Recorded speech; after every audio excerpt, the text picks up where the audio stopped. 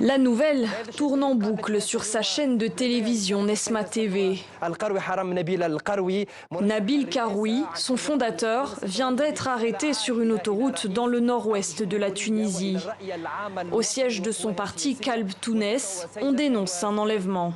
Ce qui est très étrange, c'est qu'il a été arrêté d'une façon complètement illégale par les services spéciaux de la police, c'est-à-dire des gens qui normalement doivent s'occuper des terroristes, qui doivent s'occuper du grand banditisme. Ça n'a rien à voir avec la justice normale. Alors il a été arrêté sur la base d'un mandat d'arrêt, mais complètement bidon. C'est une énorme atteinte au processus électoral d'abord. C'est une énorme atteinte à la démocratie. L'arrestation de Nabil Karoui intervient 1 mois et demi après son inculpation pour corruption et blanchiment d'argent.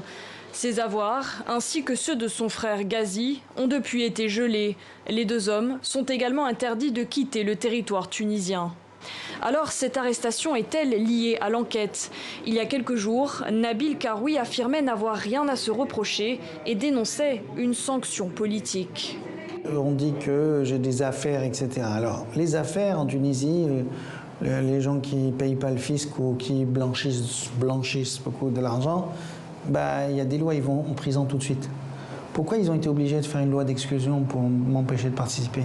C'est juste un procès politique.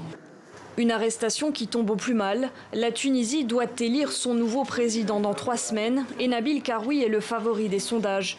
Une popularité grandissante qui n'est pas du goût de ses rivaux.